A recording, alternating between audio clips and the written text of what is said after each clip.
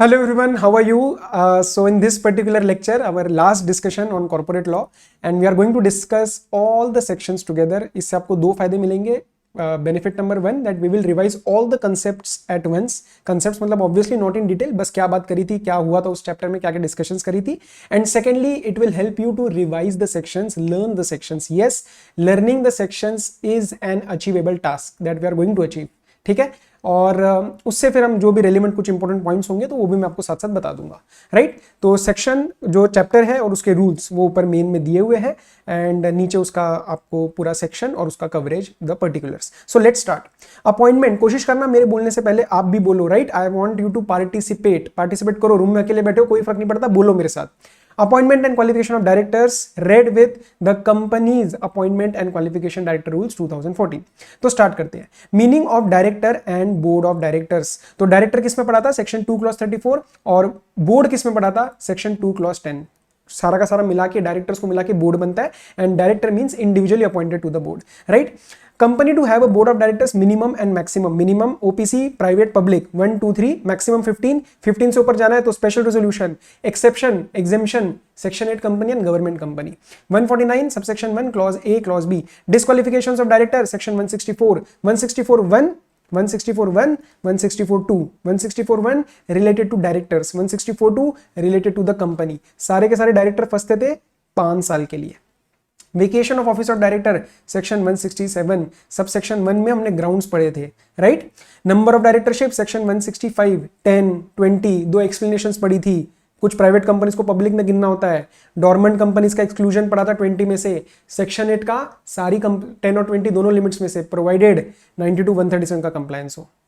Women director second proviso to 149 subsection 1 read with rule 3. Rule 3 में उसका prescribe criteria बताया जाता था कि किन किन कंपनीज को लगाना पड़ता है. 300 करोड़ 100 करोड़ वो सारा पड़ा था. रेसिडेंट डायरेक्टर 149 सबसेक्शन 3, इसमें कुछ एप्लीकेबिलिटी नहीं होती है. Every company needs a resident director. Independent director 149 subsection 4 and rule 4 कुछ प्रिस्क्राइब कंपनीज को बताता है जो कि अनलिस्टेड पब्लिक कंपनीज होती है. और 149(4) में लिस्टेड पब्लिक कंपनीज जिनको 1/3 इंडिपेंडेंट डायरेक्टर चाहिए होते हैं और रूल 4 वाली को मिनिमम 2. क्राइटेरिया फॉर इंडिपेंडेंस पढ़ा था पूरा 149(6) अलॉन्ग विद रूल 5. रूल 5 में basically rule 5(1) and rule 5(2). Rule 5(1) में बेसिकली रूल 5 में हमने दो चीजें पढ़ी थी. एक जो 50 लाख की लिमिट लगती है and with respect to certain criteria with respect to certain knowledge and experience required. Right, then balance provisions with respect to independent director 149(7) to 149(11) जिसमें हमने उसके टेन्योर वगैरह के बारे में बात करी, उसके रेम्यूनरेशन के बारे में बात करी. सबसेक्शन 7 में उसकी डिक्लेरेशन के बारे में बात करी. सो प्लीज अंडरस्टैंड, मैं सारा का सारा डिस्कस नहीं करने वाला, सेक्शन पूरा डिस्कस नहीं करने वाले. बस जो पॉइंट इंस्टेंटली दिमाग में आता है इंपॉर्टेंट वो मैं बोल देता हूं, नहीं तो मैं स्किप कर दूंगा अगर लगा कि इसमें कुछ इंपॉर्टेंट नहीं है. मेन फोकस इस सेक्शन का जो हमें लर्न करना है. Right, meaning of manner of selection of independent director and data bank, जिसके अंदर ultimate responsibility of due diligence company की रहती है. उसको बस एक डेटा बैंक मिल जाता है फ्रॉम मिनिस्टर जो institute of corporate affairs Manesar में जो मेंटेन किया जाता है. That is section 150 red with rule 6, जिसमें हमने पूरा का पूरा क्राइटेरिया पढ़ा था कि अगर उनके पास एक्सपीरियंस है, 3 साल का एक्सपीरियंस है, तो उनको वो टेस्ट देने की जरूरत नहीं है. ऑनलाइन एप्लीकेशन जाती है इंस्टीट्यूट के पास. 50% पासिंग क्राइटेरिया था. अनलिमिटेड अटेम्प्ट थे, तो 1 या 5 साल या लाइफ टाइम की एप्लीकेशन जाती है. All these things. उसके बाद टेस्ट पास करना होता है. ड्यूटीज ऑफ डायरेक्टर 6 ड्यूटीज पड़ी थी, जिसमें से एक सबसे इंपॉर्टेंट थी not to assign his office, but पढ़ा था delegation is not assignment, hence delegation is allowed. Appointment of directors first and subsequent 152(1) and 152 subsection 2. ये दोनों में हमने basically first and subsequent directors के बारे में पढ़ा था. उस ओपीसी के लिए कुछ स्पेसिफिक प्रोविजन, बाकी बैलेंस कंपनीज के लिए अगर उनके आर्टिकल्स देखो क्या कह रहे हैं, वरना subscribers to memorandum and so on. Right, majorly unless otherwise specified general meeting में अपॉइंटमेंट होती है डायरेक्टर्स की, सब्सिक्वेंट डायरेक्टर्स की.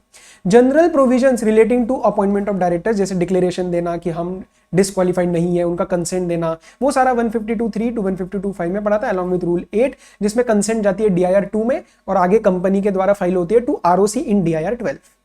प्रोविजंस ऑफ डिन, ये तो जनरल हमने फ्लो चार्ट से किए थे, इसके इंडिविजुअल सेक्शंस आप छोड़ दो तब भी चल जाएगा. मेनली जो एप्लीकेशन के साथ लगता है रूल 9 और CG जब हमें अलाउ करती है that is rule 10.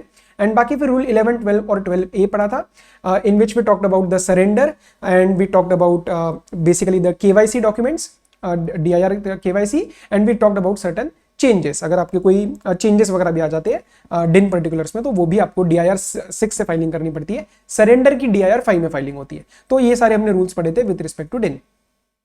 Rotation and retirement of director section 152(6) में पढ़ा, ये सिर्फ पब्लिक कंपनीज पे लगता है concept. Deemed reappointment of retiring directors 152(7), अगर हमने मीटिंग में कुछ नहीं बोला, उसकी रीअपॉइंटमेंट नहीं करी, किसी नए को कुछ नहीं लगाया और एक्सप्रेसली ये नहीं बोला कि इसको हम नहीं लगाने वाले, then meeting gets adjourned to the next week. वो सारे प्रोविजंस पढ़े। एंड वहां पे भी अगर कुछ भी नहीं बोला गया and you do not expressly resolve that he is not to be reappointed, और आप किसी नए को भी नहीं लगाते हो, शांत बैठ जाते हो, तो दोबारा एडजर्नमेंट नहीं होती, उनकी रीअपॉइंटमेंट हो जाती है, accept in 5 cases like section 162 applicability, like he expressed in unwillingness, like the resolution was put and lost and so on. Right of persons other than retiring directors to stand for directorship, section number 160, read with rule 13. Rule 13 talks about the procedure adopted by the company when candidature or intention of member is received.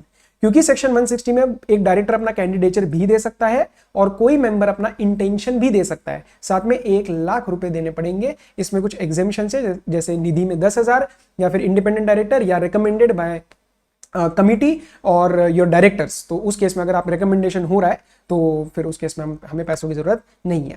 Small share holder director section 151, a concept which applies only and only on listed companies, only and only on listed companies. Rule 7 में बाकी सारे उसके सब rules पढ़े थे कि उसका appointment कितने साल के लिए हो सकता है, बाकी क्या क्या प्रोविजंस लगेंगे and all those kind of things. This appointment can be eligible share holders के, एलिजिबल स्मॉल शेयर होल्डर से भी हो सकता है या फिर सुओ मोटो भी हो सकता है, राइट। स्मॉल शेयर होल्डर का मतलब मैक्स टू मैक्स 20,000 रुपए का नॉमिनल वैल्यू, मार्केट वैल्यू से कोई मतलब नहीं होता है। एडिशनल ऑल्टरनेट नॉमिनी कैजुअल, ये हमने तीनों मतलब एडिशनल, ऑल्टरनेट और कैजुअल वैकेंसी हमने एक टेबल के साथ पढ़े थे, 161(1), 161(2) एंड 161(4), राइट। ये दोनों बाय सर्कुलेशन भी हो सकते हैं, ये वाला आपको एट जनरल मीटिंग ही, एट बोर्ड मीटिंग ही करना पड़ेगा। Also these are not retiring directors, these are not retiring directors. अगर इनका काम अच्छा लगता है, इनको अपॉइंट करना है, तो उस केस में सेक्शन 160 का कंप्लायंस करना पड़ेगा। फिर इनके अलग अलग टेन्योर भी पड़े थे। एडिशनल डायरेक्टर का अपकमिंग AGM और last date till which it should have been held whichever is earlier. Alternate director का क्या होता है, जब तक ओरिजिनल डायरेक्टर वापस नहीं आता या फिर उसका टेन्योर खत्म नहीं हो जाता। Nominee director as per the terms, and casual vacancy the tenure of the original director in whose place he has been filled. अगर कोई वैकेंसी, अगर कोई डायरेक्टर को अपॉइंट करते हैं but he does not assume his office, that is not a case of casual vacancy, that is outside the scope of section 161 subsection 4. proportional representation 163, अगर articles चाहे तो ये चीज लगवा सकते हैं। एंड इसमें बेसिकली एक पैरेलल बोर्ड क्रिएट हो रहा है, पैरेलल बोर्ड क्रिएट हो रहा है। Appointment of directors to be, अच्छा ये पूरे के पूरे कंपनीज एक्ट को भी ओवरराइड कर देता है, ये पूरे के पूरे कंपनीज एक्ट को भी ओवरराइड कर देता है।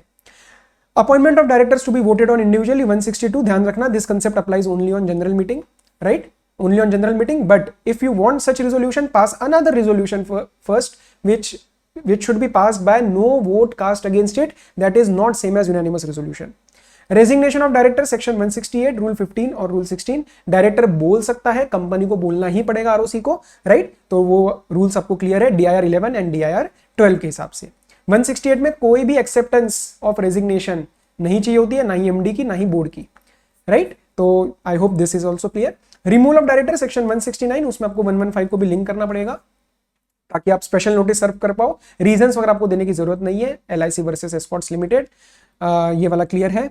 BR कुंद्रा वाला भी केस आपको याद रहना चाहिए कि अगर आप AGM नहीं रखवाते हो तो उसमें रिटायरिंग डायरेक्टर जो है वो लास्ट डेट के आगे नहीं जा सकते, because board of directors can not take advantage of their own default. Register आपको मेंटेन करवाना है 170 में, उसका इंस्पेक्शन किया जा सकता है by members 171, and residual punishment as per 172। This was discussed in our penalties provision, so this was basically chapter number 1। अब ऑब्वियसली आपको लग रहा होगा सर ये भी तो एक इंपॉर्टेंट पॉइंट था। सी, मैं अगेन वही स्ट्रेस दे रहा हूं, सेक्शन रिवाइज करना है मेन, अंदर का पार्ट में पूरा का पूरा नहीं बोल सकता, बिकॉज हमारे पास अभी इतना टाइम नहीं है कि हम पूरा पूरा सेक्शन दोबारा रिवाइज करें। Okay, coming to next, meetings of board and its powers. पहले इंट्रोडक्शन और बेसिक्स के कंसेप्ट किए थे, फिर number of board meetings 173(1) and 173(5), ये कुछ स्पेशल कंपनीज के लिए था, जैसे OPC हो गई, स्मॉल हो गई, प्राइवेट स्टार्टअप्स हो गई, राइट। तो ये इसमें आपको गैप वगैरह मेंटेन करवाना है 120 days and 4 board meetings in a calendar year. Participation by video conferencing और ऑडियो विजुअल मीन्स जो होता है basically section 173 subsection 2 read with rule 3। Rule 3 में हमने बाकी सारी डिटेल्स पढ़ी थी कि इसका शेड्यूल क्या होगा, मीटिंग कहाँ शेड्यूल करी मानी जाएगी, या ऑल दोज थिंग्स की उसमें ध्यान रखना है, चेयरपर्सन ने कोरम इंश्योर करना है, ही हैज टू इंश्योर कि सब आइडेंटिफाई करे डायरेक्टर्स, फिर उसके मिनट्स, उसके draft minutes, final minutes, all those kind of things. Next, notice of board meeting 173 subsection 3 and 173 subsection 4। subsection 4 is basically the penalty, 25,000 की penalty लग जाती है। 173 सबसेक्शन 3 आपको सब जनों को नोटिस देनी है in writing. Quorum section number 174, उसमें हमने 174(1) एंड 174(2) पढ़ा था, 174(1) एंड 174(3) पढ़ा था मेन, जो कि है स्पेशल सेक्शन, एक स्पेशल केस पढ़ा था जिसमें इंटरेस्टेड डायरेक्टर बहुत ज्यादा हो जाते हैं। एंड उसमें ध्यान रखना कि डिसइंटरेस्टेड डायरेक्टर्स को ही गिनना है, because interested directors as per section 184(2) can not participate, मतलब वोट नहीं कर सकते, कुछ बोल नहीं सकते। जो बोल नहीं सकता उसका कोई काम नहीं है कोरम में। क्लियर है? Yes sir. Passing of resolution bye circulation, मिलने का मन नहीं है, इंपॉर्टेंट अगर खर्चे वाला काम है मीटिंग रखवाना या कोई रूटीन मैटर है तो आप सेक्शन नंबर 175 उसका मैटर्स वगैरह सारे सर्कुलेट करवाओ as per rule number 5 and necessary papers के साथ। जो रेजोल्यूशन आपको देना है इसका हमने कॉर्पोरेट सेक्रेटरियल प्रैक्टिस में भी थोड़ा बहुत रेफरेंस देखा था। Defects in appointment of directors not to invalidate the actions taken. This is the protection given to third parties and companies. Section number 176. इसमें कुछ exceptions पड़ी थी जैसे illegal acts, जैसे MD, all those kind of things, right? Okay. Audit committee और vigil mechanism को हमने section 177 में पढ़ा था। रूल अलग अलग है, ये रूल 6 बात करता है। बेसिकली रूल 6 में nomination remuneration committee and audit committee का एप्लीकेबिलिटी क्राइटेरिया बताया गया था, और वो applicability criteria is exactly same to rule 4 of the appointment and qualification of director rules 2014, 100-10-50 वो वाला। ओके, रूल 6 से किसका पढ़ा था? ऑमनिबस अप्रूवल। रूल 6 से ऑमनिबस अप्रूवल। विजिल मैकेनिज्म फिर हमने रूल 7 की किस किस को करवाना पड़ता है, लिस्टेड कंपनी या हो या all those kind of things, तो वो हमने बेसिकली रूल 7 में पढ़ा। 178 ऑलरेडी हमने बोला, nomination relation committee and stake holders relationship committee, right? तो ये बेसिकली स्टेक होल्डर के ग्रीवियंसेस को संभालने के लिए। Powers of board, powers of board section number 179 read with rule number 8, जो मैटर्स बताता है कि आपको कौन कौन से बोर्ड मीटिंग में ही रखवाने हैं, और इसका वास्ट क्राइटेरिया हमने पूरा का पूरा पढ़ा था, जिसमें हमने मेन बात करी थी कि 179(3)D(E)(F) का पहले बोला था डेलीगेशन हो सकता है, लेकिन E और F का नहीं हो सकता बिकॉज ऑफ 186, और D का फाइनली बोरिंग वाले का हो सकता है। क्लियर है? क्योंकि 186 मांगता है रिजोल्यूशन एट बोर्ड मीटिंग मांगता है, ठीक है? तो इस वजह से हमने कंफ्लिक्ट पढ़ा था। Restrictions on power of board section number 180, इसमें 4 मैटर्स पड़े थे, तो वो ऑलरेडी डिटेल डिस्कशन हो चुका है। सबसे ज्यादा टेस्टेबल है बोरोइंग्स वाला, दैट इज 181C, और डी वाले में रेमिट टाइम वगैरह वाले में डायरेक्टर को टाइम देना है, तो वो भी हमने कॉर्पोरेट सेक्रेटरी प्रैक्टिस में पढ़ा था। फिर ए में हमने पढ़ा था विद रिस्पेक्ट टू सेलिंग और लीजिंग होल और सब्सटेंशियल अंडरटेकिंग, और बी में पढ़ा था with respect to investment of amount received as merger, amalgamation, reconstruction and except in trust securities as per Indian Trust Act, ठीक है? फिर हमने 3 कॉन्ट्रीब्यूशंस के बारे में पढ़ा था, 181, 182, 183। 181 में भी कोई बेसिकली कहीं पे भी लिमिट्स नहीं लगाई गई थी, बस 181 में बोला था 5% से ऊपर जा रहा है average profits of last 3 financial year, तो आप एक अप्रूवल ले लेना ऑर्डिनरी रेजोल्यूशन के थ्रू बाय मेंबर्स। 182 में बोर्ड रेजोल्यूशन चाहिए होता है, एड बोर्ड मीटिंग, और इसमें दो को मना कर रखा था हमने, एक गवर्नमेंट कंपनी को और एक गवर्नमेंट कंपनी को और एक ऐसी कंपनी को जो कि है लेस देन 3 फाइनेंशियल ईयर्स, मतलब एग्जिस्टेंस होना चाहिए उसका मिनिमम 3 फाइनेंशियल ईयर्स। तो उसके रिस्पेक्ट में हमने सेक्शन 2 क्लॉज 41 को एनालाइज किया था, जिसमें हमने पढ़ा था meaning of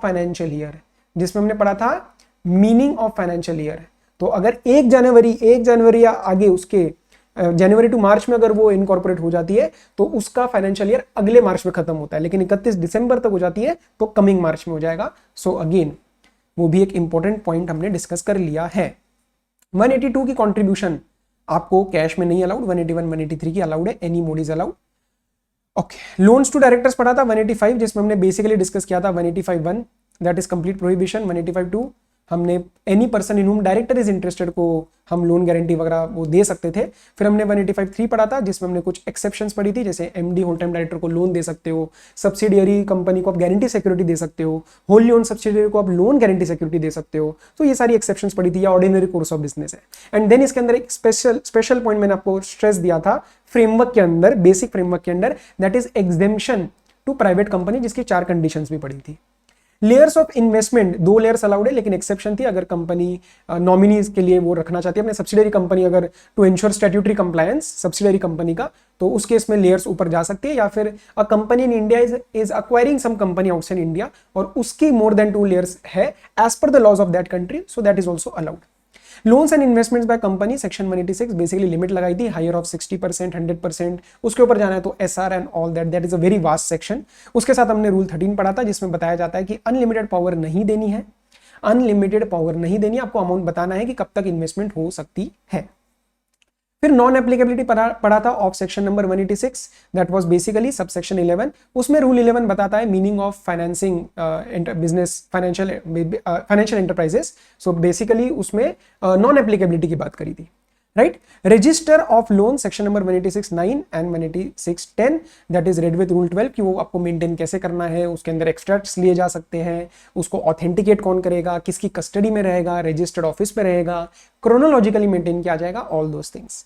investments to be held in its own name, उसमें हमने कुछ एक्सेप्शंस पढ़ी थी एंड वो 4-5 exceptions again very very logical. उसके साथ पढ़ा था rule 14 with respect to clause D, अगर कोई भी आपका इन्वेस्टमेंट बेनिफिशियल ओनर हो आप, तो उस केस में आपको रूल 14 के हिसाब से डिटेल्स मेंटेन करनी पड़ती है। Disclosure of interest by directors 184(1), 184(1) and 184(2। General disclosure and specific disclosure both are independent of each other, one is not a substitute of another, that is read with rule 9 form MBB 1 वगैरह में जो details आती है। And 184(2) में ensure करना है कि वो पार्टिसिपेट ना करे। प्राइवेट कंपनी में एग्जेम्पशन थी कि अगर डिस्क्लोजर कर देता है तो इंक्लूड कर लिया जाएगा नॉर्मल डायरेक्टर की तरह नॉर्मल कोरम में। रिलेटेड पार्टी ट्रांजैक्शंस पढ़ा सेक्शन नंबर 188 में। रिलेटेड पार्टी ट्रांजैक्शंस 188 में again we had studied the entire structure कि अगर 2 प्राइमरी कंडीशंस मीट हो जाती है, क्या रिलेटेड पार्टी के साथ ट्रांजैक्शन कर रहे हो और 188(1) वाली ट्रांजैक्शन कर रहे हो, तो board meeting, board resolution and all the compliances are required. But if it crosses certain limits as per rule 15, that is our rule 15, तो उस केस में आपको मेंबर्स का भी रिजोल्यूशन ऑर्डिनरी मैनर में चाहिए होगा। जैसे appointment to office, place in profit 2.5 lakh से ऊपर है पर मंथ सैलरी, तो all those kind of things वो भी हमने रिवाइज कर लिए थे। रजिस्टर ऑफ कॉन्ट्रैक्ट्स और arrangements in which directors are interested 189, basically 188 और 184 की डिटेल्स मेंटेन करते हैं in the manner prescribed, manner has been prescribed in rule 16। Contract of employment with MD और whole time director 190, not very, उसमें कोई detail में discussion नहीं है। Payment to directors for loss of office in connection with transfer of undertaking property और shares, it was linked to section number 202 जो हमने पढ़ा 191 में, और उसकी डिस्क्लोजर कैसे देनी है अप्रूवल वगैरह के लिए वो हमने पढ़ा था रूल नंबर 17 में। Non cash transactions involving directors और कनेक्टेड पर्सन, इसमें कनेक्टेड पर्सन को भी हमने इंक्लूड किया था, वो होता है एज पर सेक्शन नंबर 192। उसमें आपको वैल्यूएशन रिपोर्ट भी लगानी पड़ती है रजिस्टर्ड वैल्यूअर वाली, और अगर वो डायरेक्टर या कनेक्टेड पर्सन बेसिकली अगर होल्डिंग कंपनी का डायरेक्टर है, अगर होल्डिंग कंपनी का डायरेक्टर है तो उस केस में होल्डिंग कंपनी का भी आपको रिजोल्यूशन चाहिए होगा, ऑर्डिनरी रिजोल्यूशन चाहिए होगा, तो ओआर चाहिए होता है आपको, और डायरेक्टर उस कंपनी के भी आ सकते हैं, होल्डिंग कंपनी के भी आ सकते हैं। Contract by 1 person company 193, minutes 118, उसमें बेसिकली डिटेल्स आपको जो मेंटेन करनी पड़ती है। इसमें सबसे ज्यादा जो चांसेस हैं आने के मिनट्स में जो आपको पूछा जा सकता है, that is your absolute discretion of chairman, that is your absolute discretion of chairman with respect to matters, उसको लगता है कोई इररेलेवेंट है, डेट्रीमेंटल है, डिफेमेटरी है, तो वो हटवा सकता है, इसके ऊपर क्वेश्चन आने के चांसेस है। बाकी एज सच कुछ ज्यादा नहीं है, पेनल्टी आप इसकी हम कर चुके हैं टैंपरिंग वगैरह की। Next, appointment and remuneration of managerial personnel, read with the company's appointment and remuneration of managerial personnel rules 2040। तो पहले हमने इसमें 3 डेफिनेशंस पढ़ी थी, manager, managing director and whole time director. 253 manager, 254 managing director, 294 whole time director. Whole time director is an whole time employee, managing director is a director first, he is a director first who has been entrusted with substantial powers of management। as such क्या होती है substantial powers of management, this has not been defined, लेकिन explanation में ये बताया गया था कि administrative and routine acts are not substantial powers of management। Manager हो सकता है डायरेक्टर हो, या हो सकता है डायरेक्टर ना हो। Appointment of managerial person main जो हमने पढ़ा सेक्शन नंबर 196, जिसमें 196 1 2 3 3 में हमने पढ़ा डिस्क्वालिफिकेशन, फिर उसकी अप्रूवल्स पढ़ी 4 में, all those kind of things. और मैक्सिमम टेन्योर पढ़ा 5 साल का, रीअपॉइंटमेंट होनी है तो लास्ट ईयर में होनी है, along with rule 3 and rule 7। Form MR1 जाता है, return of appointment with registrar, and कोई अप्रूवल वगैरह चाहिए हो सीजी के साथ तो आपको फॉर्म MR2 फाइल करना पड़ता है। Eligibility for appointment of managerial person part 1 of schedule 5, इनमें अगर कोई भी दिक्कत आए, इसमें कोई भी दिक्कत आए तो you have to go for CG approval, you have to go for CG approval. लेकिन 196(3) में कोई दिक्कत आए तो सीजी अप्रूवल से काम नहीं चलेगा, he can not be appointed as a managerial person. Remuneration वाला पार्ट मेन पढ़ा था हमने, पार्ट नंबर 2 शेड्यूल 5, उसमें सेक्शंस पढ़े थे। सेक्शन 1 में क्या बोला था, प्रॉफिट्स है तो 197 के पास जाओ, प्रॉफिट्स नहीं है फिर इनएडिक्वेट प्रॉफिट्स है तो हमारी टेबल पे आओ। फिर वो सारी लिमिट्स हमने पढ़ी थी 60, 84, 120 plus 0.01% and all those things.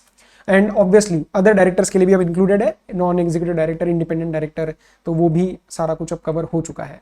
Procedural requirements for appointment और payment of remuneration of managerial person, ये बहुत ही एक प्रोसीजरल पॉइंट था कि उसको रेजोल्यूशन वगैरह पास करवाना पड़ता है, और बाकी के पार्ट्स तो बहुत सिंपल थे, उसको मैंने इंडेक्स में नहीं डाला है। मैनेजरल रेम्यूनरेशन सेक्शन नंबर 197, जिसके अंदर मेन हमारी लिमिट्स आती है 1, 3, 5, 10, ये मैनेजरल पर्संस की, ये बैलेंस डायरेक्टर्स की, राइट। और उसके साथ हमने पढ़ा था रूल 4 और रूल 5 को। 5 में कुछ डिस्क्लोजर्स पढ़े थे, 5 में कुछ डिस्क्लोजर्स पढ़े थे, और रूल 4 में पढ़ा था with respect to sitting fee, max to max 1 lakh for meetings of director, board और कमिटीज, एंड इंश्योर करना कि independent director and women director की फीस, सिटिंग फीस किसी से कम नहीं रहनी चाहिए, ज्यादा हो सकती है। Recovery of remuneration in certain cases 199, क्यों रिकवरी होती है ये, अगर रीस्टेटमेंट हो जाता है फाइनेंशियल स्टेटमेंट्स का। Company to fix limit with regard to remuneration section 200 read with rule 6, उसमें कोई बहुत ऐसा कोई बड़ी बात नहीं थी। रूल 6 में हमने फैक्टर्स पढ़े थे जिन जिन के बेसिस पे basically the remuneration is to be decided, जैसे size of company, last 3 financial year के रिजल्ट क्या रहे हैं, प्रॉफिट आया है, लॉस आया है, all those things. Forms of and procedure in relation to certain applications 201, अगर सीजी के पास कोई एप्लीकेशन जाने वाली है तो आप एक नोटिस दो पहले मेंबर्स को, सो दैट मेंबर्स नो क्या हो रहा है कंपनी में, कौन सी एप्लीकेशन जाने वाली है, और उसका मैनर दिया गया है रूल 7 में, राइट। वो नोटिस और वो एडवर्टाइजमेंट और उसकी कॉपी, सर्टिफिकेट वो आपको लगा के देना पड़ता है सीजी की एप्लीकेशन में, that yes we have complied with section 201 read with rule 7। Compensation for loss of office of managerial person section 202, इसमें आप बेसिकली ईयर्स की कैलकुलेशन करते हो और अमाउंट की कैलकुलेशन करते हो, लास्ट 3 ईयर्स का जो आपका एवरेज रेम्यूनरेशन है इनटू नंबर ऑफ ईयर्स जो बैलेंस सर्विस रहता है, मतलब उसका टेन्योर कितना रहता है, और 3 years which ever is lower, और उसका अमाउंट निकाल के आप उसको पे करते हो। पर ध्यान रखना ये सिर्फ managing director, managerial basically whole time managing director, whole time director और मैनेजर, इन्हीं को आप पे कर सकते हो, मतलब मैनेजरियल पर्सन को, ऑर्डिनरी डायरेक्टर को not allowed. Appointment of KMP section 203 read with rule 8 and rule 8A। Rule 8 बात करता है होल टाइम केएमपी की, जिसके अंदर लिस्टेड एंड पब्लिक कंपनी जिनका 10 करोड़ हो, और रूल 8A बात करता है बेसिकली होल टाइम सीएस की। तो सारे के सारे आपको नहीं अपॉइंट करने, बट होल टाइम सीएस आपको चाहिए जो रूल 8 में कवर्ड ना हो, okay.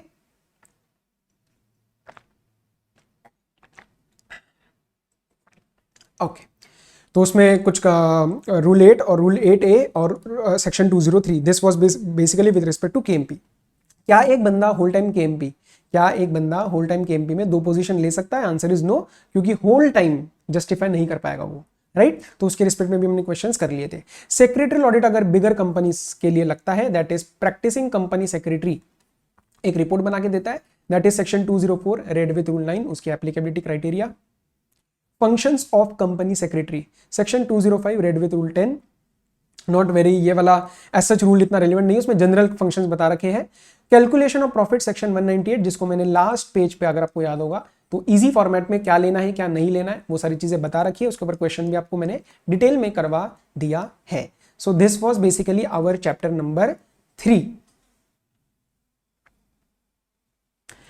Inspection, inquiry and investigation हमारा चैप्टर नंबर 4 स्टार्ट करते हैं।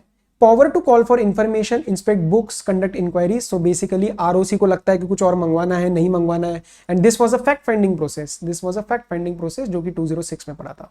उसका कंडक्ट कैसे होएगा, क्या होएगा, वो सारा 207 में पढ़ा। उसकी रिपोर्ट बना के देनी पड़ती है 208 में, किसको? सीजी को।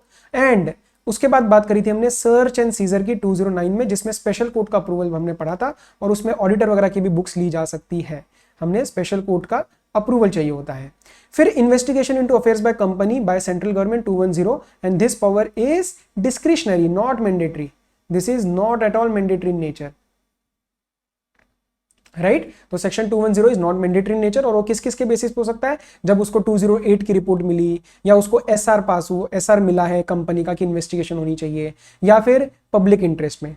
और इसके अंदर मैंडेटरी कब हो जाएगा, जब 213 में ट्रिब्यूनल ऑर्डर कर देगा। तो उसमें हमने 2 रूट पढ़े थे, अगर मेंबर है तो वो आ जाए एविडेंस के साथ, या और कोई भी आ सकता है, या फिर सुओ मोटो भी आ सकता है, फिर प्रूफ्स की फ्रॉड वगैरह चल रहा है, ठीक है। तो मेंबर्स आते हैं तो उनको भी गुड रीजन लेके आना है कि why there is a good reason to investigate into the affairs of the company, और बाकियों को ये प्रूव करना है फ्रॉड वगैरह है।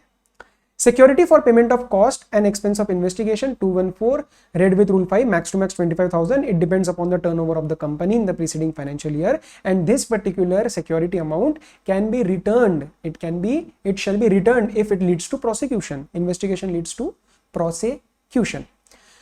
Okay. Establishment of serious fraud investigation office 211 rule 3 और रूल 4 के साथ नॉट वेरी रेलिवेंट। इसमें फंक्शंस वगैरह बताए थे कि उनके क्या क्या एक्सपर्टीज रहनी चाहिए, कॉर्पोरेट लॉ एंड एवरीथिंग। और उसके साथ मेन हमने पढ़ा था investigation into affairs of company by SFIO section 212। तो अगर कोई बहुत रेलिवेंट और बहुत इंपॉर्टेंट ऑफेंस है, कोई बहुत बड़ा ऑफेंस है, तो सीजी ऑर्डर कर सकता है कि भैया एसएफआईओ के पास जाएगा मामला, और इसमें एसएफआईओ के पास मिलती है एक्सक्लूसिव ज्यूरिसडिक्शन। इसके पास क्या मिलती है, एक्सक्लूसिव ज्यूरिसडिक्शन। कोई और कंपनीज एक्ट में कोई और नहीं आएगा, और किसी ने शुरू कर रखा है तो उसको रोक दिया जाएगा। इसमें हमने सबसे इंपॉर्टेंट क्या पढ़ा था, 212 सबसेक्शन 6, जिसके हमने पढ़ा था कि all the offences are basically non bailable and cognizable, and हमने इसके अंदर कॉग्निजेंस की भी बात करी थी। तो basically 212 subsection 6 happens to be the most important subsection, हालांकि करना सबको चाहिए।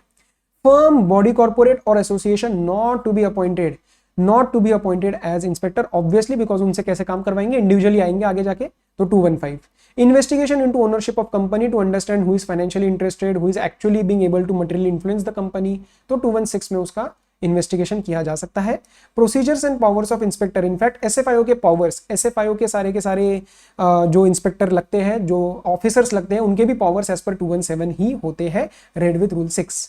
Protection of employees during investigation, अगर किसी कंपनी, बॉडी कॉर्पोरेट, किसी पर्सन को कोई भी निगेटिव एक्शन लेना है किसी भी एम्प्लॉय के अगेंस्ट ड्यूरिंग इन्वेस्टिगेशन, हमने स्ट्रेस दिया था इस वर्ड के ऊपर, ड्यूरिंग इन्वेस्टिगेशन, तो उस केस में सेक्शन 218 में आप पहले ट्रिब्यूनल को अप्लाई करो और वेट करो 30 डेज का। इसका हमने कंफ्लिक्ट भी पढ़ा था 421 एंड 423 के साथ, राइट। तो वो ऑलरेडी डिस्कस हो चुका है। Power of inspector to conduct investigation into affairs of related companies, that is section number 219। इसमें आपको सीजी की अप्रूवल चाहिए होती है, you need an approval of central government. Seizure of documents by inspector section 220, जिसको हमने साथ साथ कंपेयर किया था सेक्शन 209 में, डिफरेंसेस को भी हाईलाइट कर लिया था। जैसे 220 में कोई अप्रूवल नहीं चाहिए होती है, इसमें स्पेशल कोर्ट की अप्रूवल चाहिए होती है। पर्संस भी अलग अलग है, एंड कब तक आपको डॉक्यूमेंट्स रिटेन करने हैं, कंक्लूजन तक, 180 डेज वहां पे था, यहाँ पे कंक्लूजन तक, all those points again have been discussed adequately. Freezing of assets of company on inquiry या इन्वेस्टिगेशन 221 में उसका ऑर्डर आ सकता है अगर उसको लगता है कि कोई भी पार्ट ऐसा रिमूव होने वाला है। Imposition of restrictions upon securities, that is 222, again किसी के पर्सन के ऑर्डर के ऊपर, पर्सन के रिक्वेस्ट के ऊपर, या फिर फॉर द पर्पस ऑफ 216। इसमें मेन कंडीशन क्या पड़ी थी कि it is necessary to find out the facts, but it is not possible to find out the facts unless and until certain restrictions are put. तो basically restrictions put करना जरूरी है। इन दोनों के साथ हमने क्या पढ़ा, ट्रिब्यूनल ये ऑर्डर देता है, 221 एंड 222 दोनों ही ट्रिब्यूनल ऑर्डर देता है, मैक्स टू मैक्स 3 इयर्स के लिए दे सकता है, मतलब less than equal to 3 years. फिर इंस्पेक्टर की रिपोर्ट आएगी और उसके बेसिस पर अलग अलग एक्शंस लिए जा सकते हैं। 224 prosecution, winding up operation, mismanagement, everything. Expenses of investigation, कैसे कैसे डिफ्रे, पहले सेंट्रल गवर्नमेंट करता है, फिर किस किस से रिकवरी की जाएगी, वो है 225। Voluntary winding up of the company not to stop investigation proceedings 226, liability अभी भी रहेगी, इन्वेस्टिगेशन आगे चलेगी। Legal advisors and bankers not to disclose certain information, that is basically professional immunity was granted under section 227. Legal adviser सिर्फ नाम और पता बताएगा, नेम एंड एड्रेस, बैंकर सिर्फ उस पर्टिकुलर बंदे के बारे में बताएगा, not related to any other person. Investigation of foreign companies 228 act applies mutatis, ये chapter applies mutatis mutandis. Penalty for furnishing false statement, mutilation, destruction as per section 447, मतलब 229 ने 447 को रेफर कर दिया था। कॉम्प्रोमाइज अरेंजमेंट्स एंड एमलगमेशंस, पहले हमने कुछ बेसिक्स पढ़े थे कि उसमें amalgamation can be nature of purchase, merger, what do you mean by reconstruction.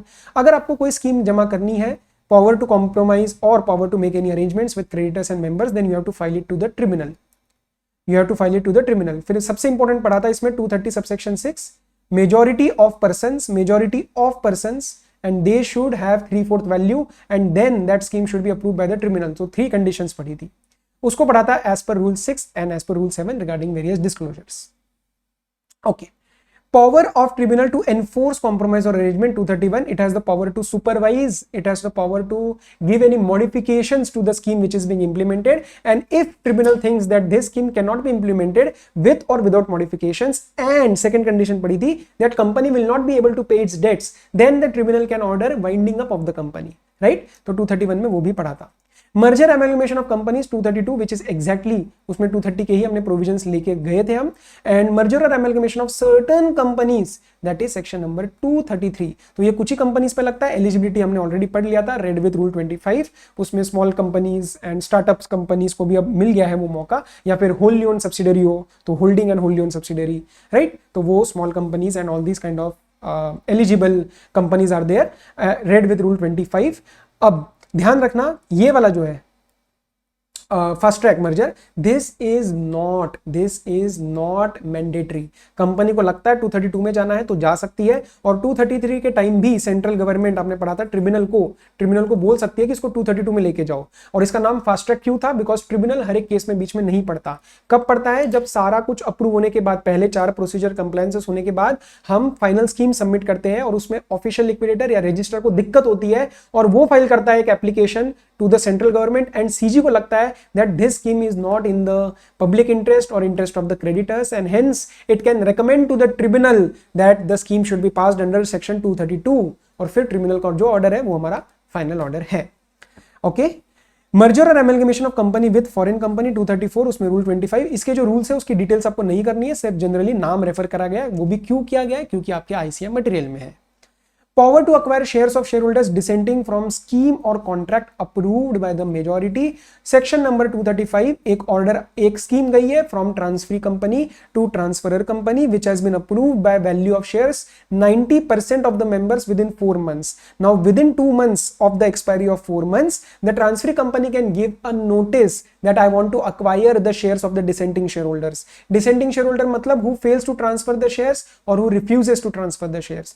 Now he has the option to go and knock the door of tribunal, or he can go for ठीक है भाई ले लो, कोई दिक्कत नहीं है। Tribunal ने मना कर दिया तो नहीं ले जाएंगे। Okay, done. तो section number 235, purchase of minority share holding, section number 236, इसमें जोर जबरदस्ती आपसे नहीं की जा सकती, इसमें जोर जबरदस्ती नहीं की जा सकती, और रूल 27 के साथ पढ़ा जाता है। रूल 27 बात करता है वैल्यूएशन ऑफ शेयर्स की। तो माइनॉरिटी शेयर होल्डर मतलब 90% इक्विटी वर्ड पढ़ा था, 90% इक्विटी ऑलरेडी किसी के पास है and he has the intention to acquire the balance 10%, तो इसको बोल सकते हैं माइनॉरिटी स्क्वीज आउट, 10% को हटाना है। And in that case either an offer can be made by the majority to minority or an offer can be made by minority to majority.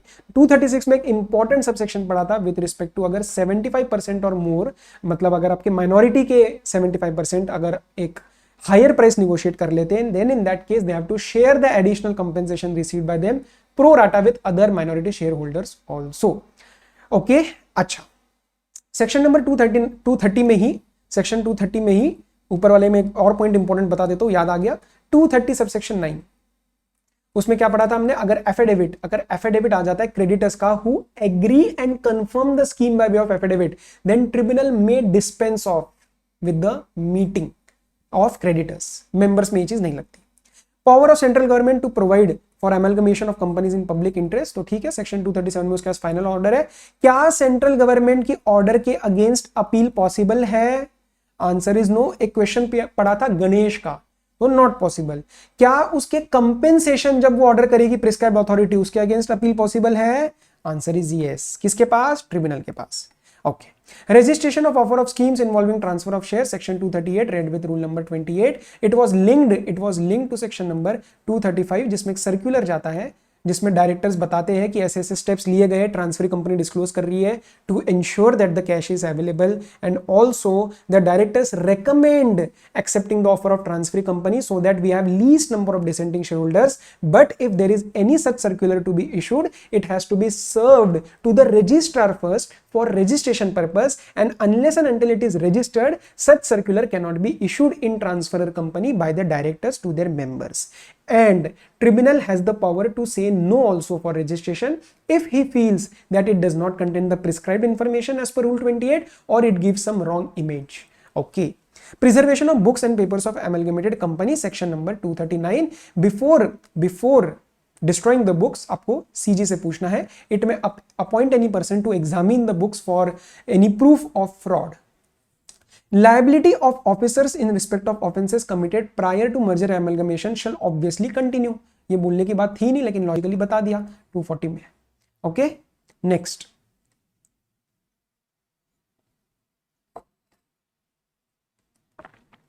Prevention of operation mismanagement. इसमें हम कुछ rules का reference नहीं पढ़ेंगे. Basic concepts and introduction in which we talked about majority rule, grounds of majority rule, derivation of important rules with respect to this particular law, जो बनाता है एक landmark judgment of Foss versus Harbottle. हम तो बोलेंगे हर bottle, हम तो learn करेंगे. ओके, प्रोनाउंसिएशन क्या है हमें फर्क नहीं पड़ता. Application to the tribunal for relief in cases of operation 241, लेकिन उसकी एलिजिबिलिटी है as per section 244 which depends whether the company has share capital और नो. तो उसके हिसाब से एलिजिबिलिटी डिसाइड करनी है. वेव ऑफ की जा सकती है. Tribunal can wave of the eligibility criteria if application is given. Plus ensure करना है कि जो एप्लीकेशन फाइल कर रहा है उनके कॉल्स पेड है या नहीं है, उनके कॉल सारे के सारे पेड है या नहीं है. सो राइट टू अप्लाई भी क्लियर है. वेरियस एग्जांपल्स पढ़े थे हमने. What constitutes operation. इसमें मैंने आपको एक कसम खिलाई थी, जल्दी से बताओ कसम क्या खिलाई थी. क्या कसम खिलाई थी सर? ऑपरेशन वाली बात हमेशा मेंबर के लिए and in the capacity of member के लिए. मेंबर के लिए, in the capacity of member के लिए.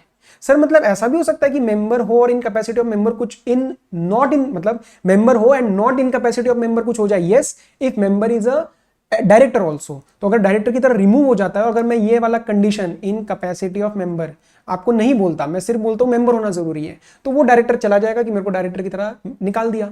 तो इसलिए हमने बोला भाई तू मेंबर तो है लेकिन उस केस में इन कैपेसिटी ऑफ मेंबर तेरे साथ कुछ नहीं हुआ है, तो डायरेक्टर्स के केस में ये चीज नहीं लगती.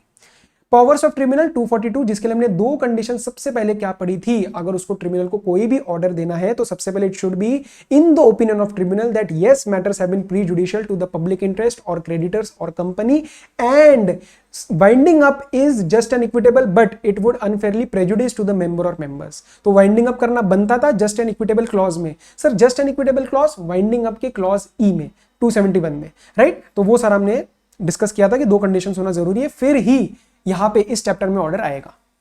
कॉन्सिक्वेंसेस ऑफ टर्मिनेशन और मॉडिफिकेशन ऑफ सर्टेन एग्रीमेंट्स. तो उस केस में सेक्शन नंबर 243 की wide powers have been given to the tribunal, और उसमें 242 में, और उसके कॉन्सिक्वेंसेस हमने पढ़े थे 243 में. और दो केस चले थे हमारे, एक ऑपरेशन का रिलीफ का और एक whether a person is a fit and proper person or not. Fit and proper person or not जो सीजी इनिशिएट करता था ट्रिब्यूनल में, राइट. अगर ऐसा बंदा फंस जाता है तो वो 5 साल किसी भी कंपनी, हमने पढ़ा था एनी कंपनी में वो नहीं लग सकता. और जिसका मॉडिफाई हो जाता है agreement with respect to MD manager, तो उस केस में 5 साल की डिस्क्वालिफिकेशन थी in the company, in the company. तो I hope these points are also very much clear. Class action suit पढ़ा था विद रिस्पेक्ट टू सेक्शन 245. इसके एनसीएलटी रूल्स के साथ हमने लिंक किया था to know the eligibility criteria.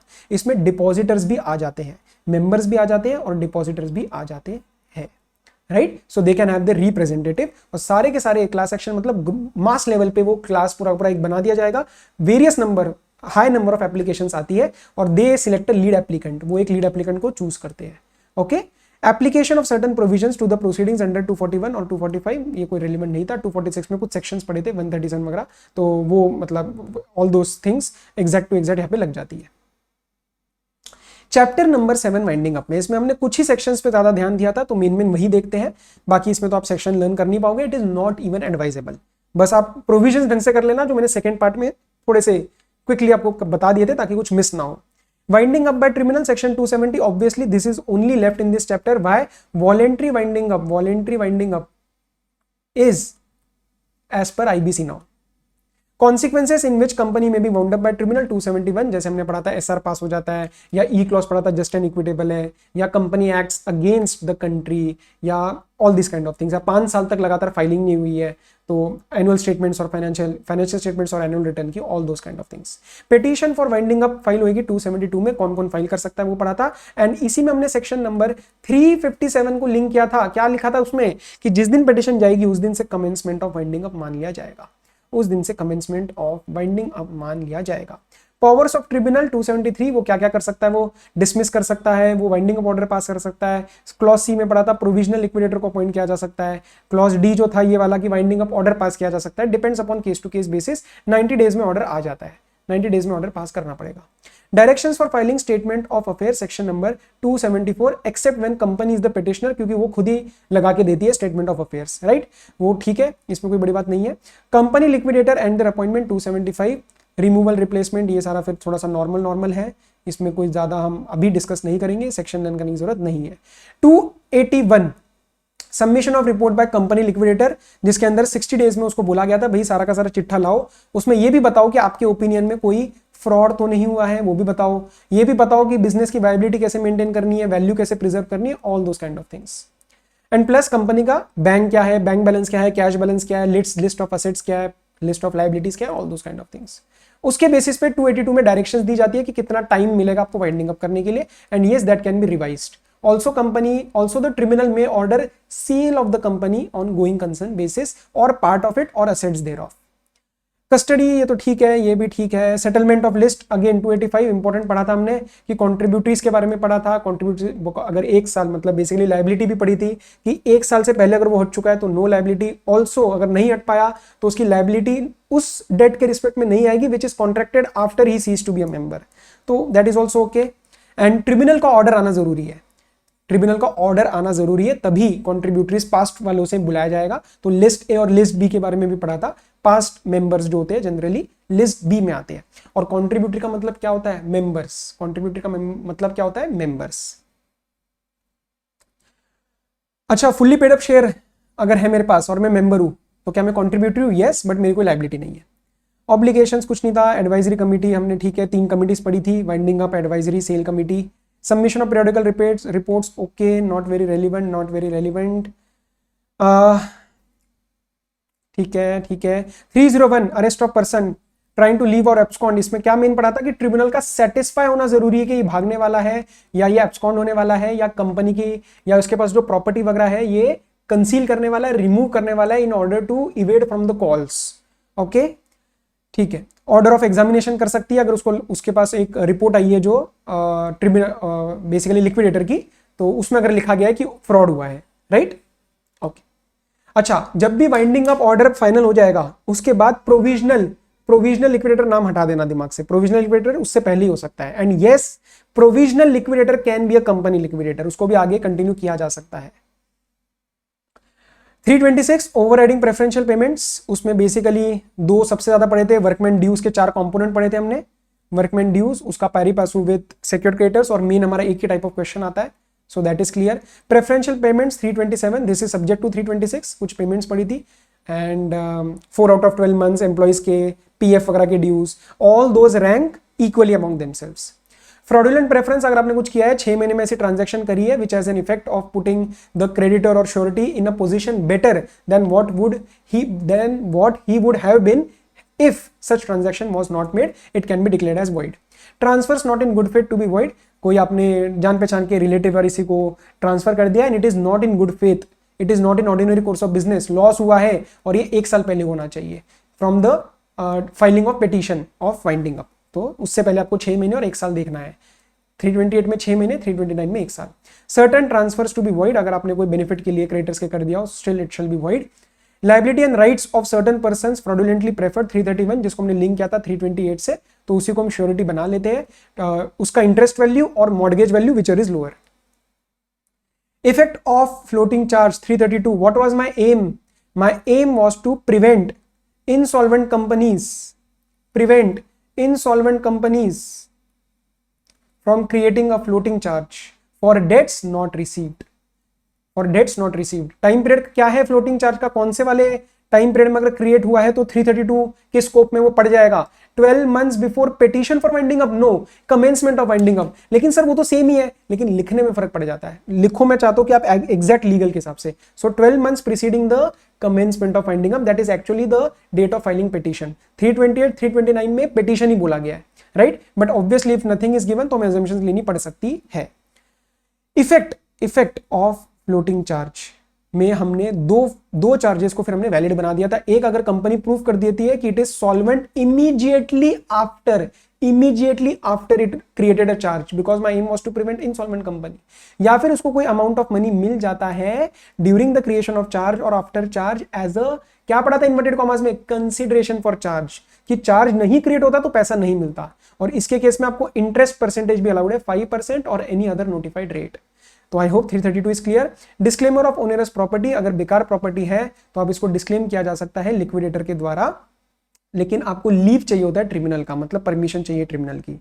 If any person asks by writing an application to the liquidator, company liquidator, that whether he is going to disclaim the property and the liquidator fails to reply within 28 days that he intends to apply to the tribunal for leave for disclaim, then in that case he cannot disclaim the property, right? Disclaim onerous property क्या होती है, बेकार property, कोविनेंट्स वगैरह लगे हुए, unprofitable contracts है, तो ज्यादा मेरे लिए फायदा नहीं है, लिक्विडेटर के लिए फायदा नहीं है।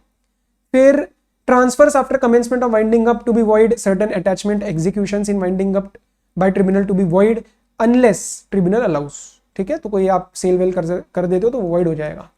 Offences by company, offences by officers of company liquidation, इसमें लंबी लिस्ट पड़ी थी, उसकी पेनल्टीज भी आपको करवा दी थी। Statement that companies in liquidation, हर एक इनवॉइस में, हर एक डॉक्यूमेंट में जहां पे भी कंपनी का रेफरेंस है, कंपनी का नाम है, वहां पे बताओ कि ये कंपनी वाइंडिंग अप हो रही है। बाकी ये कुछ नहीं था, इंस्पेक्शन कुछ नहीं था, डिस्पोजल कुछ नहीं है खास।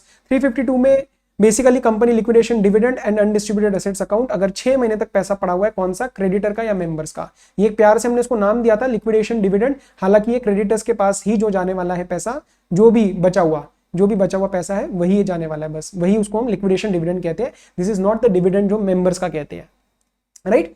तो इसको जाके शेड्यूल्ड बैंक में एक एस्क्रो अकाउंट खुलवाना होता है, that is a different account, escrow word मत यूज करो चल जाएगा, एक शेड्यूल्ड बैंक में अकाउंट क्रिएट करवाना है और उसकी रिसीट मिल जाएगी and all the details like इनके लास्ट नोन एड्रेसेस क्या है, ये किसके नाम पे है, वो सारी चीजें shall be submitted to the registrar. If anyone wants to claim that amount, वो रजिस्ट्रार के पास जा सकता है एंड 15 साल तक अगर वैसा का वैसा पड़ा रहा तो गवर्नमेंट के रेवेन्यू अकाउंट में वो ट्रांसफर कर दिया जाएगा। Okay, liquidator to make returns, okay, meetings to ascertain, okay, not very, वो एफिडेविट में भी sworn, okay, power to declare void, 2 साल के अंदर डिक्लेयर करा जा सकता है void. 356, not a very big thing. Commencement of winding up by tribunal, I have already told. 357. Exclusion of certain time period of limitation 358 में, जिसमें हमने बेसिकली पढ़ा था commencement of winding up से एप्लीकेशन से कब तक, 1 year from the order of winding up exclude कर दिया जाता है टाइम पीरियड। तो जिस दिन पिटीशन फाइल हुआ से कहां तक गिनना है, 1 year from the order of winding up, वो एक्सक्लूड कर देना। कंपनीज इनकॉर्पोरेटेड आउटसाइड इंडिया, जिसमें हमने स्टार्ट किया था definition of foreign company 242, in which we studied 3 important conditions. Company, that particular company or body corporate should be incorporated outside India, it should have a place of business in India and it should carry some business activity in any other manner. हालांकि इसके कुछ doubts थे लेकिन वो हमें नहीं पढ़ने हैं, तो मतलब डाउट्स मतलब अदर के ऊपर कुछ इंटरप्रिटेशंस पॉसिबल थी, जिसका मैंने आपको बताया था, कमिटी की भी एक रिपोर्ट है इसके अंदर, बट वो आपके मटेरियल में नहीं है, आपको नहीं पढ़ना है। तो ये तीनों कंडीशंस थी विद रिस्पेक्ट टू 2 क्लॉज 42। इसी के साथ हमने लिंक कर लिया था सेक्शन नंबर 386 को, इसी के साथ हमने लिंक कर लिया था 386 को, which involves share registration office as a place of business. Okay, share transfer office या share registration office is considered a place of business. Application of act to foreign companies 379, we studied 379(1) and 379(2). तो 382, 386 and 392, 393 ये सारे ही foreign companies पे लगते हैं, लेकिन ऐसी foreign companies in which not less than 50% of equity और प्रेफरेंस शेयर और पार्टली बोथ, मतलब basically we do not care कि इक्विटी या प्रेफरेंस है, अगर वो होल्ड करा गया इंडियन सिटीजन्स के द्वारा या इंडिया में जिन्होंने बर्थ लिया है कंपनीज ने, सो कंपनीज और body corporates incorporated in India और पार्टली बाय बोथ, तो इन दैट केस उसके ऊपर पूरा का पूरा चैप्टर तो लगेगा ही लगेगा, कंपनीज एक्ट 13 भी लग जाएगा with respect to Indian business, right, सारे वर्ल्ड वाइड बिजनेस के रिस्पेक्ट में नहीं। Documents to be delivered to register by foreign companies, जब भी मैं रजिस्टर बोलूंगा इस चैप्टर में, इसका मतलब है न्यू दिल्ली वाला registrar. Accounts of foreign company 381, इसमें रूल 3 रूल्स पढ़े थे, rule 3, rule 4, rule 5। Okay, documents to be delivered 380, ये तो क्लियर है। डिस्प्ले ऑफ नेम वगैरह आपको सारी चीज़ें बतानी है कि आपकी कंपनी कहाँ बनी है, लिमिटेड लाइबिलिटी है क्या, इन लेजिबल लैंग्वेज, कंपनी के ऑफिस के बाहर, उसके बिल बोर्ड पे, उसके लेटर हेड पे, नोटिस पे, मतलब बेसिकली ऑल द डॉक्यूमेंट्स पे तो डिस्क्लोजर देना है, that is as per section 382। कहीं पे भी कोई भी डॉक्यूमेंट, आपका चार्टर डॉक्यूमेंट हो, कुछ भी और हो, if it is not in English language then you have to provide a certified translation. और इन्हीं रूल्स के रिस्पेक्ट में हमने rule number 10, rule number 10 and rule number 12, ये जो रूल्स थे, इनके रूल 10 और रूल 12 इंडेक्स में नहीं दिया, आप लर्न नहीं करोगे तो चल जाएगा क्योंकि एज सच बहुत डिटेल में रूल्स नहीं है। तो रूल 10 एंड रूल 12 हमने पढ़ा था कि कुछ चीजें आपकी मटेरियल में नहीं थी लेकिन आईसीएआई ने पूछ ली थी। So yes, if it is asked we will tackle it, जो एक्स्ट्रा है वो क्वेश्चन बैंक से कवर हो जाएगा। सर्विस ऑन फॉरेन कंपनी 383, मतलब जो डॉक्यूमेंट्स आपको देने हैं फॉरेन कंपनी को, it shall be deemed as sufficiently served, it shall be deemed as sufficiently served if it is served on the authorized representative or representatives whose name was given in section number 380 who are authorized to receive documents on behalf of the foreign company। ठीक है, next, fee for registration of documents, तो जो भी prescribe rules के हिसाब से हम pay करेंगे। Dating of prospectus and particulars to be content therein सब में ध्यान रखना, 387, 388, 389, 390, इन सब में हमने पढ़ा था कि ये किसके रिस्पेक्ट में है, company incorporated or to be incorporated outside India, whether or not it has established or when formed will or will not establish a place of business in India। So हम यहाँ पे foreign company word use कर सकते हैं क्या? Answer is no, क्योंकि हमने सिर्फ बोला है incorporated outside India। We do not care whether it has a place of business in India, we do not care if it conducts any business activity in India। तो ये सारे फिर sections हमने उसके रिस्पेक्ट में पढ़े थे। एक्सपर्ट का कंसेंट होना चाहिए कि उसने कंसेंट दिया है, उसको विड्रॉ नहीं करा है, प्लस आपको ये फैक्ट स्टेट करना है। फिर रजिस्ट्रेशन ऑफ प्रोस्पेक्टस होना चाहिए 389 के हिसाब से, एंड ऑफर ऑफ आइडिया अगर आपको करना है तो उसमें भी आपको रूल 13 वगैरह का फॉलो करना पड़ेगा। So all these sections have been properly covered। 391 application of 34 to 36 civil liability, criminal liability with respect to prospectus लगी रहेगी 391 के हिसाब से to foreign companies as they apply to Indian companies. Punishment for contravention 392, ये हमारा recently change हुआ था, amend हुआ था, तो उसको ध्यान देना। Companies failure to comply with the provisions of this chapter not to affect validity of contracts. In fact हमने ये भी पढ़ा था कि company can be sued, company के कॉन्ट्रैक्ट्स वैलिड रहेंगे, but company can not claim any set off, company can not claim any relief, company can not file any suit, company can not file any counter claim. तो basically सब कुछ उसके against चलता रहेगा, वो कुछ नहीं कर पाएगी। कब तक? जब तक कंप्लायंस नहीं होता, राइट। एनसीएलटी और एनसीएलएटी में सेक्शन 407 में डेफिनेशन पढ़ी थी हमने, एक ही पढ़ी थी जुडिशियल मेंबर की, हमने एक ही पढ़ी थी जुडिशियल मेंबर की। बेंचेस ऑफ ट्रिब्यूनल होते हैं, ये तो नॉर्मल सी बात है, एक जुडिशियल मेंबर, एक technical member. Single member bench भी बन सकता है, सिंगल मेंबर बेंच भी बन सकता है, and if he wants, if he thinks कि the matter should be heard by 2 members bench, तो बीच में उसका ट्रांसफर भी हो सकता है। ऑर्डर्स ऑफ ट्रिब्यूनल आएंगे प्रॉपरली शो कॉज नोटिस वगैरह देके, reasonable opportunity of being heard के बाद, जिसके अगेंस्ट अगर आपको अपील फाइल करनी है तो you can go to section number 421 and file an appeal to NCLAT within 45 days plus 45 days if sufficient cause exist।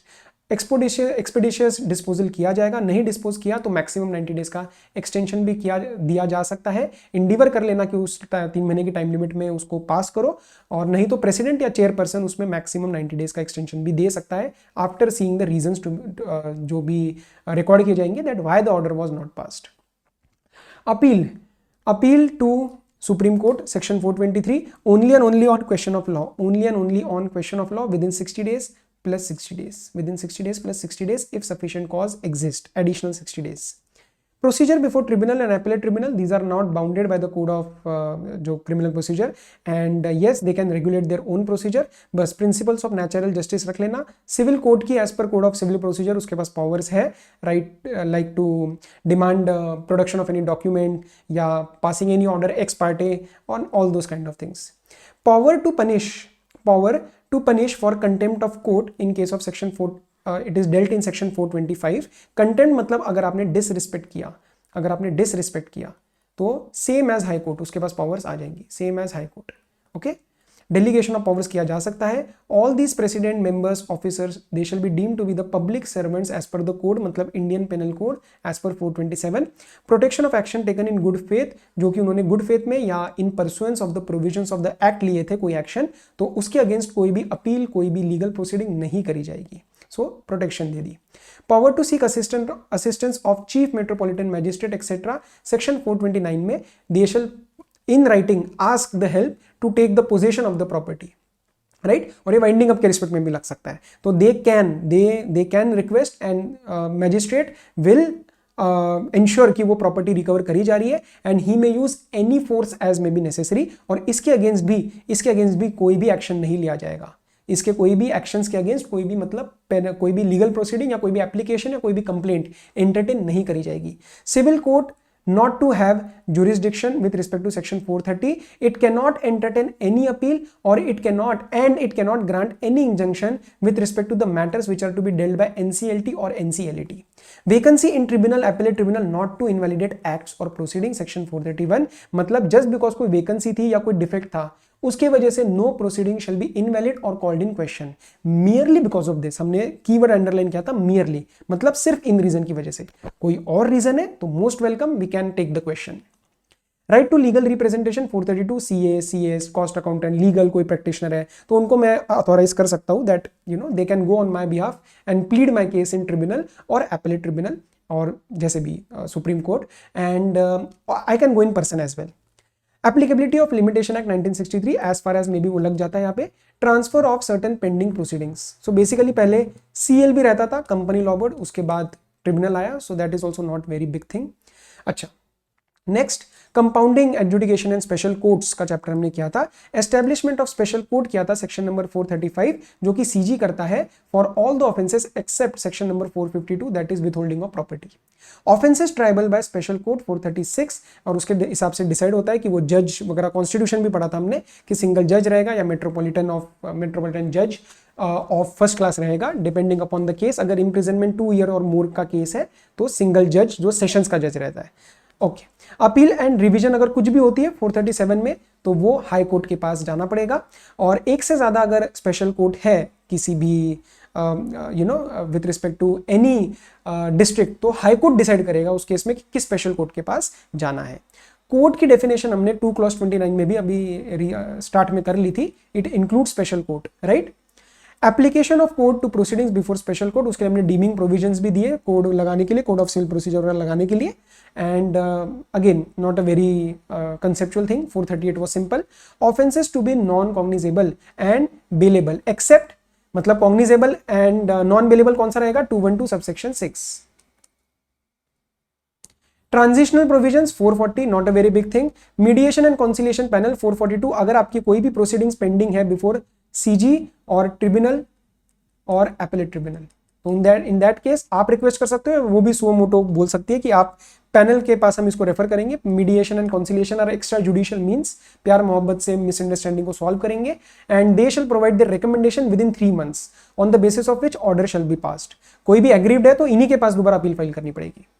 Power of central government to appoint company prosecutors 443, ठीक है, इनके पास सारे पब्लिक प्रोसिक्यूटर के power आ जाते हैं। Appeal against acquittal except in case of order by high court, तो वो किसी पर्सन को नाम से या डेजिग्नेशन से भी बोल सकता है, या फिर वो किसी कंपनी प्रोसिक्यूटर को भी बोल सकता है। CG बोल सकती है, ये कौन बोल रहा है, CG, कि आप जाके अपील फाइल करो।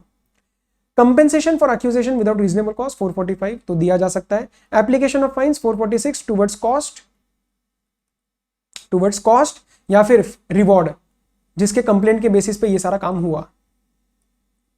Factors for determining the level of punishment, again not a very big thing. 446A, size of company क्या है, रिपीटेशन ऑफ डिफॉल्ट क्या है, नेचर ऑफ डिफॉल्ट क्या है, other things. Lesser penalties for 1 person companies और small companies 446B, जिसमें हमने half penalties पढ़ी थी और उसमें भी हमने लिमिट्स लगा दी थी, right. Adjudication of penalties 454, red with rule 3 of the miscellaneous rules, उसमें सारा का सारा प्रोसीजर पढ़ा था। रिपीटेड डिफॉल्ट होएगा तो आपको दुगनी पेनल्टी पे करनी पड़ेगी, और रिपीटेड डिफॉल्ट कब माना जाता है, अगर आपने सेम डिफॉल्ट एक बार कन्विक्ट होने के बाद, एक बार पेनल्टी लगने के बाद विद इन 3 ईयर्स दोबारा कर दिया तो, विद इन 3 ईयर्स दोबारा कर दिया तो। मिसलेनियस प्रोविजंस, वैल्यूएशन करनी है तो रजिस्टर्ड वैल्यूअर किस किस के लिए, असेट्स, लायबिलिटीज एंड नेटवर्थ के लिए, as per section 247, read with the valuers and valuation rules 2017।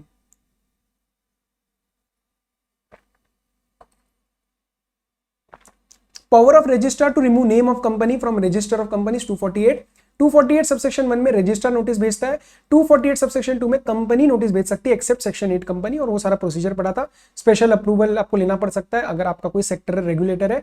उसके रिस्पेक्ट में हमने एक क्वेश्चन भी किया था प्रूडेंशियल वाला, इंश्योरेंस वाला, तो उसमें IRDA का आपको इंश्योरेंस, IRDA का अप्रूवल आपको चाहिए होता है, and you have to enclose it with the application.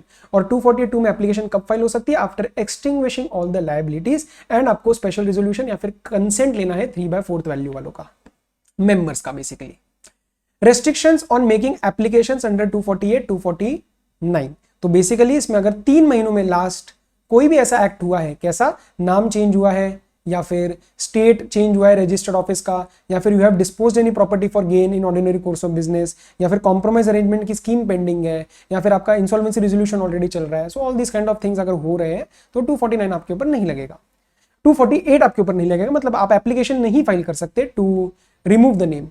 Effect of company notified as dissolve, तो उस दिन से कंपनी बंद, लेकिन असेट्स अभी भी रहेंगे, लायबिलिटीज पे ऑफ करी जाएंगी, और उसके रिस्पेक्ट में हमने पढ़ा था 248 के अंदर ही कि रजिस्टर में go for undertakings also, undertaking भी ले सकता है एमडी मैनेजर वगैरह से for their responsibilities and payment of liabilities.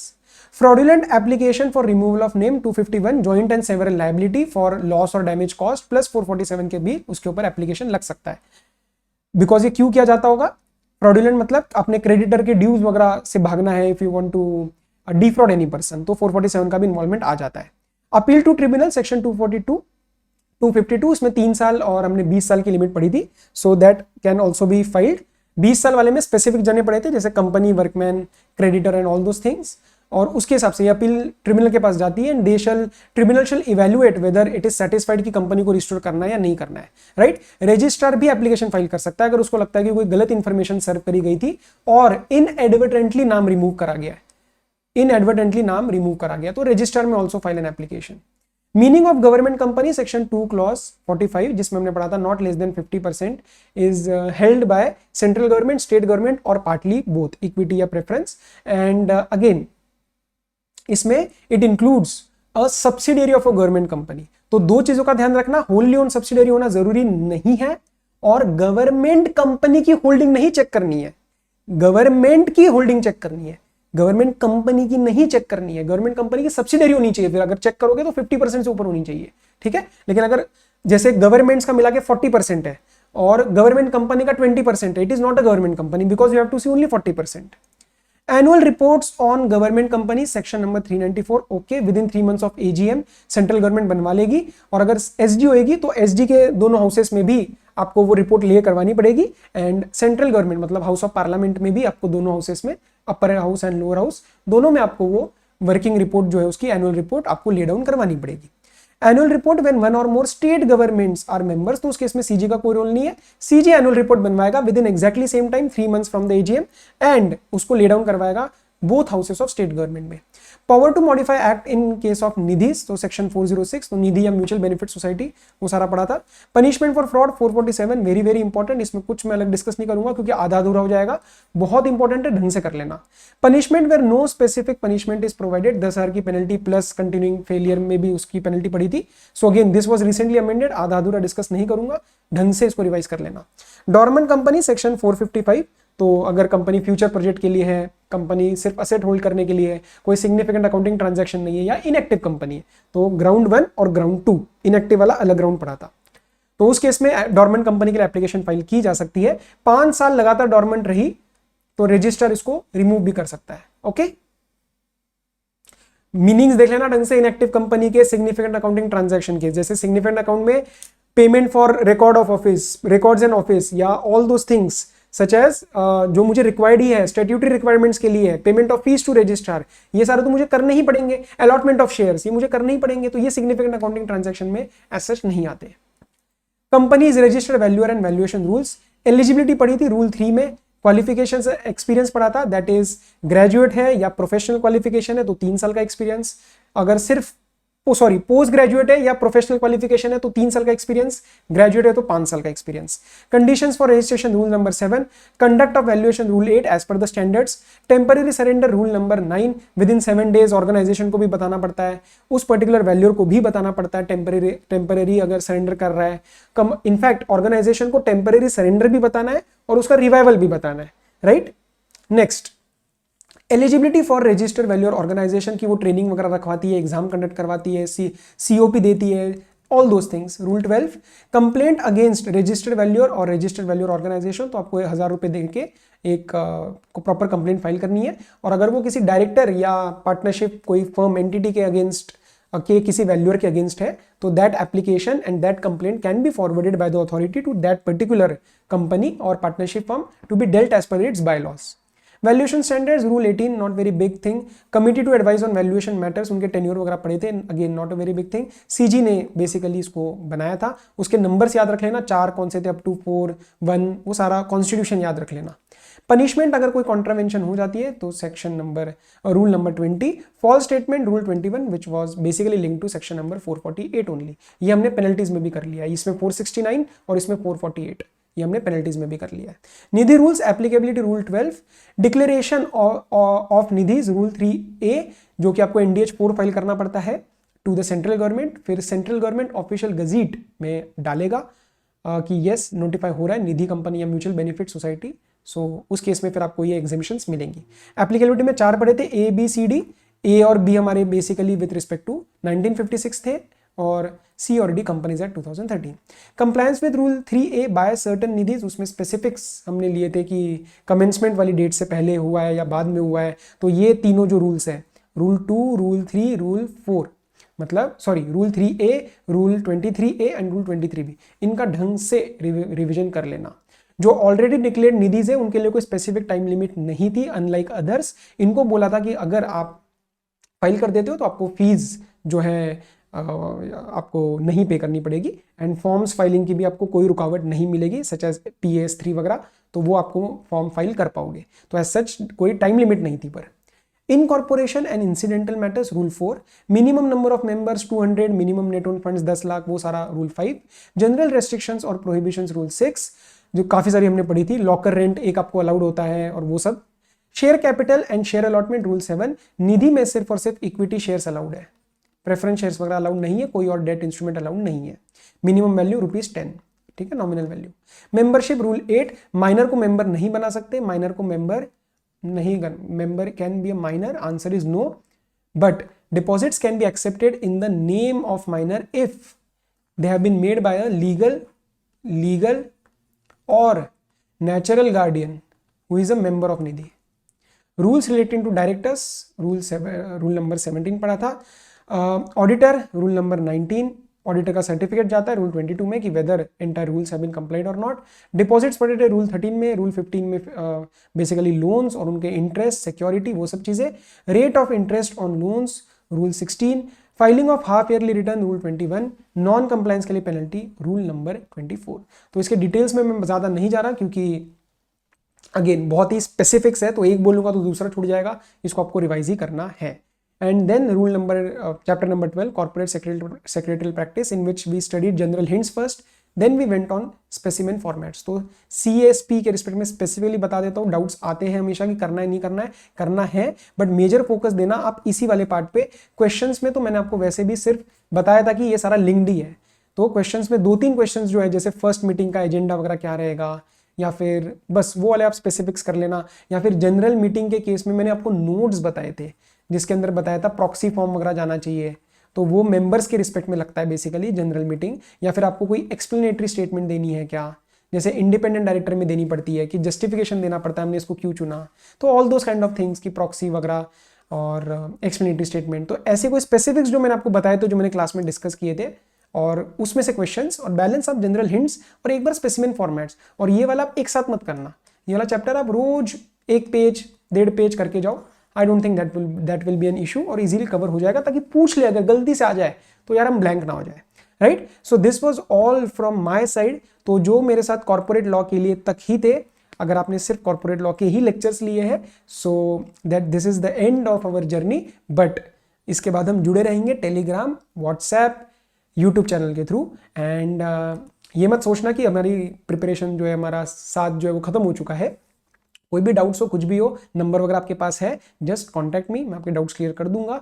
And I really really really hope कि आपको कॉर्पोरेट लॉ की जो प्रिपरेशन थी एंड जो स्ट्रक्चर था वो अच्छा लगा हो, एंड एक इफेक्टिव टाइम में हमने एफिशिएंट रिजल्ट्स दिए हो। And I really hoped कि I stood up to my promise that you studied law differently, you studied law like never before, with focus on concept, with comprehensive coverage and such things which I promised in my introduction lecture, right?